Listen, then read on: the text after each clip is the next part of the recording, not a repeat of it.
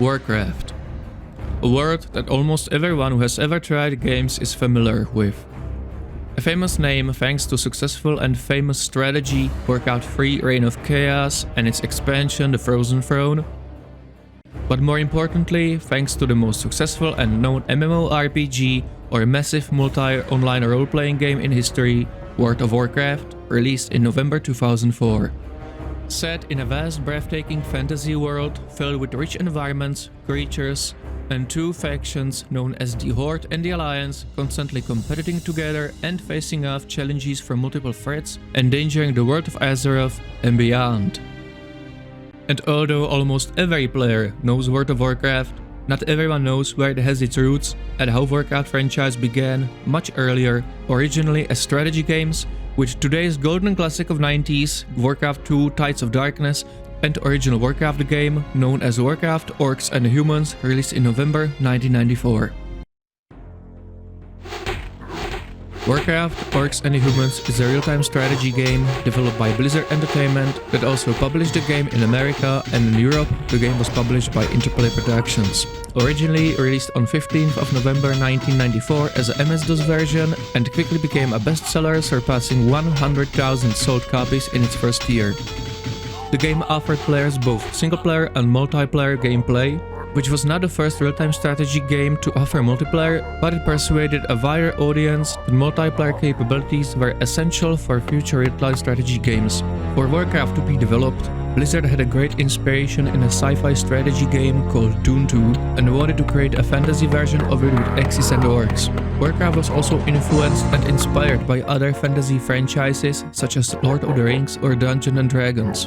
Blizzard was also hoping to get a license from Warhammer, which was a great inspiration of art style for Warcraft.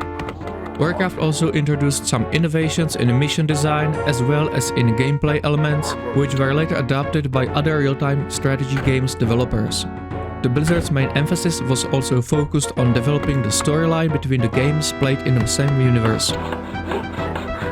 The Warcraft Orcs and Humans is set in the Kingdom of Azeroth, which World of Warcraft players today know as Kingdom of Stormwind, which is part of today's much more expanded world of Azeroth. The game features two races, the humans of the Kingdom of Azeroth and the invading orcs of the Orcish Horde, who came to Azeroth from their homeworld planet known as Draenor through a magical gateway known as Dark Portal. The orcs were corrupted by the mighty and vast demonic army known as the Burning Legion to form the mighty Horde and serve them as a weapon to conquer the other worlds. The orcs then slaughtered races on their home planet, but their desire for bloodlust and conquering remained. Also, the world of Draenor was dying due to the effects of destructive demonic magic, and therefore a mighty orcish warlock known as Gul'dan joined forces with the last guardian Medivh, a human living in the world of Azeroth who was corrupted by the demonic lord Sargeras, a leader of the Burning Legion, and opened the magical gateway to the world of Azeroth to bring the Orcish Horde there. This is how the plot and story began, how orcs got into the world of Azeroth and started raiding the human settlement, who were caught completely surprised in areas we know from World of Warcraft, such as Swamps of Sorrow, Red Ridge Mountains, and Elven Forest. There are also places and settlements which we know well too, such as Northshire, Goldshire, or Grand Hamlet, later became Darkshire, as well as Dead Mines. This is also what both campaigns are about. Orcs are attacking the Kingdom of Azeroth in order to conquer it for their own, and the humans are defending it against the invading Horde. But as many know, the story will get much more complicated in the future. The game offers 24 missions in total, 12 for each playable race, and are set in two main environments, swamps and forest, which are in both campaigns and rotate multiple times. There are also a few special environment missions in each campaign, and that is dungeon, not only by environment but also on gameplay side, as you don't have access to any base in these missions and you have only a limited number of troops you get when a mission starts. And of course you are vastly outnumbered and have to use skill, tactical thinking and cunning to complete such missions, as difficulties increasing with each mission you complete. The main emphasis on objectives was inspired in Dune 2 and therefore build and expand your base, build and train your army and send them to battle destroy the enemy. The objectives are basically same, it's either eliminate all enemy troops and destroy their bases or multiple bases, but there are also few dungeon type levels in each campaign where different objectives are featured. It's either to find and kill enemy high valuable target, which is basically specific enemy hero, or rescue your kidnapped troops or hero and escort them to the entrance to the dungeon. Yes, my lord. Yes, my lord. On the economy and power side, the Warcraft requires players to collect two key resources, gold and lumber, which are used to expand your base and train your additional troops. There are two types of units, non-combatant and combatant. The non-combatant are builders that harvest resources and bring them to the town center, gold from mines and lumber from forests. Both resources are limited in each level and therefore you must collect them efficiently and also retain forest as defensive walls that helps you a lot in defending your base from enemy attacks. The lower level buildings, both for humans and orcs, have basically the same functions. The town center stores resources and produces peasants or peons that collect resources and construct buildings. Farms provide food and hire your population limit to train additional troops. The barracks produces all non-magical combat units, melee, ranged, mounted and siege units such as footmen, archers, knights and catapults for humans, and grants, spearmen, wolf riders and catapults for orcish side. There are also special buildings to upgrade your unit attack and defensive capabilities, as well as research more advanced and powerful types of spells for magical units on each side. The game is pretty rusty these days as it is almost 30 years old, but offers a look into the events that started the much more famous path. Warcraft was one of the first games I played back in late 1990s and literally chained you to the chair to play it. It was thanks to unique setting, nice and smooth gameplay, although you have been limited to select only 4 units at once, but it is something that you quickly overcame. The gameplay also did not bore you. In one mission, your objective is to find and destroy enemy units, and in the next one, you have to quickly get to your base that is under attack, secure it, start rebuilding it fast before the enemy comes again and finishes you, and send an army to the enemy base to conquer it.